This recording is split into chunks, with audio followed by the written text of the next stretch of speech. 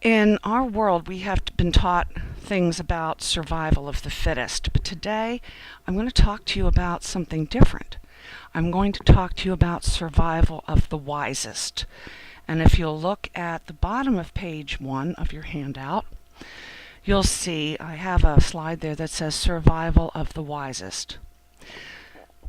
Some of the things that you can do to help yourself through this process and through these stressful situations that come to you. Before we go any further, actually, why don't you write down for yourself some of the things that cause you stress. Make a note, make some notes to yourself right now. Take a moment and write down some of the things that cause you stress. They may be people, they may be circumstances, they may be work situations, they may be personal situations, they may have to do with possessions, they may have to do with other things. All of the things that cause us stress are all of the things that have to do with our individual motivators. Jot a few of those down. Each person has 5 basic human needs, and whether they impact us positively or negatively, those needs are there. And when you look at those needs, I'm going to repeat them to you. There were 5 that William Glasser, who is a psychiatrist, came up with. And if you know anything about Maslow, it'll match some of the original basic human needs that Maslow had talked about as well. But according to Glasser, there were 5. One is fun. Second is freedom, power, belonging, and survival.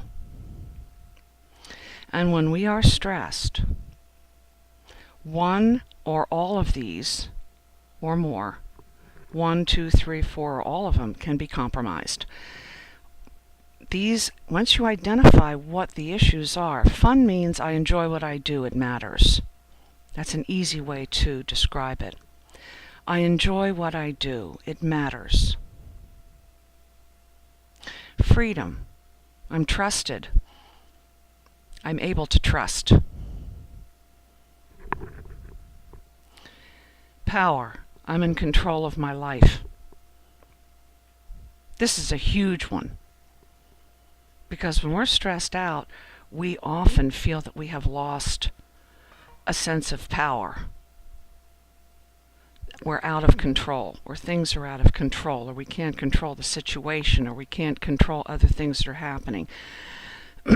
You never lose your ability to choose. You never lose your ability to choose. That has everything to do with your personal power. Belonging, I'm accepted and appreciated. I am accepted and appreciated. And survival is I am physically and emotionally safe. I am physically and emotionally safe. And if you look at some of the things that cause you stress that you've written down, you'll be able to plug them into one of or more of these 5 basic human needs. Now, when we talk about survival of the wisest, each day stands on its own. When we are under stress, we have a tendency to carry things with us or anticipate things that are going to happen or may happen that have not yet happened. And when we begin each day newly and freshly, it can help us tremendously meet whatever happens to us that day with a clearer eye and a clearer mind. So you've got 3 things that I'm going to be talking about as we go. One is a morning ritual that I call Welcome to a New Day Filled with Limitless Possibilities for Great Things. Now, one of the things that every motivational guru will tell you is to get involved with positive self-talk and have a positive attitude. It makes a difference in our perspective and productivity and quality of life and all of that kind of stuff. And it's absolutely true. But we're not always told how to go about doing this on a regular basis. There's all kinds of techniques and exercises that can work, but they have to be personalized and meaningful to you. Personalized and meaningful to each of us. We have to believe it, or at least act like we do, or behave like we do. Now, when we get up, what's the very first thing you think of when you get up in the morning? Because your thoughts, before you even, once you start to wake up, that hazy time between sleep and being fully awake is some of the most powerful time. It is one of the most powerful times of the day. And you can do a tremendous amount of good positive things. What's the first thing you think of when you wake up in the morning is, oh my God, it's another day. Oh, I got to go to work. Oh, I'm tired. What do you think? Oh, I've got so much to do. Oh, I've got this and that, the other thing. What am I going to meet today? Oh, that person, I've got a meeting at, and so forth, which has nothing to do with the present moment.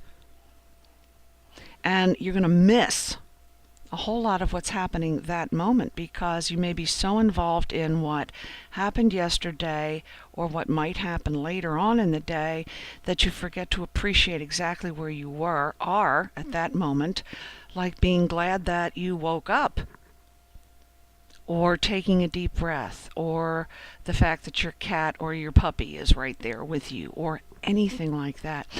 And you can go into a ritual. We all have little rituals that we do every day, but you can pick one that for you that's very, very positive. One of the houses we lived in when I was growing up had a bay window in the dining room and with a window seat in it, and that part of the house faced east.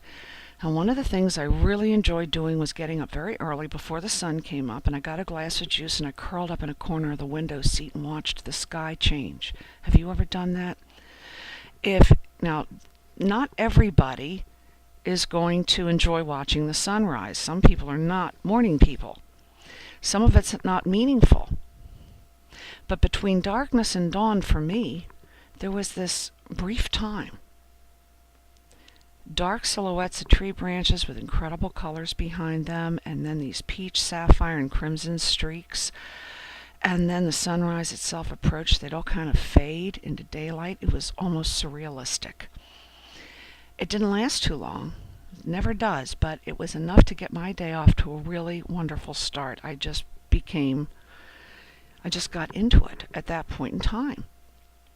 And even though I forgot that during the course of the day, that quiet beauty and peacefulness and anticipation of that short time, every morning when I woke up, I looked forward to going and seeing the sunrise. I still do it. I don't have a window seat anymore, but my cat and I look out the window together and do a little meet and greet and watch the sun come up when I get up in time to do it. Okay.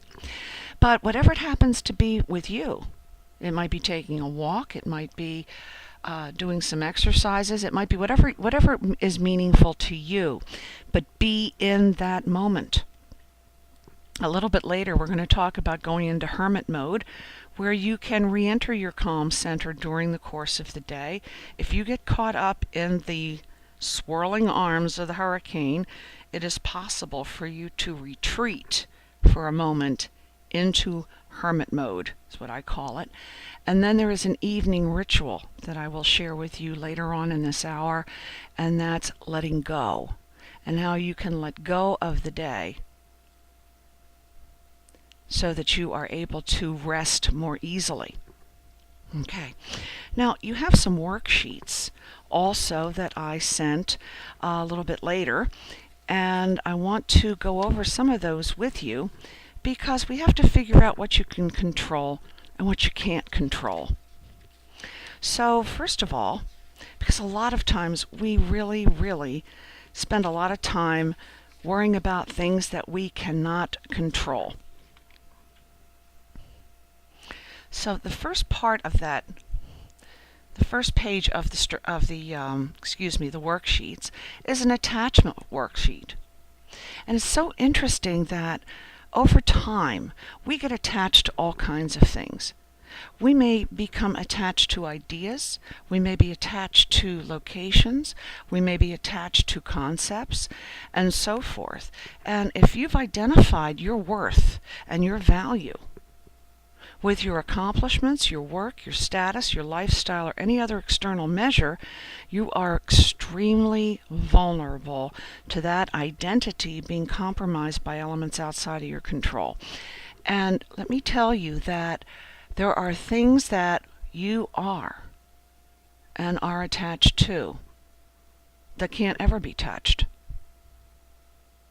Things like your ability to love, your honesty, your integrity,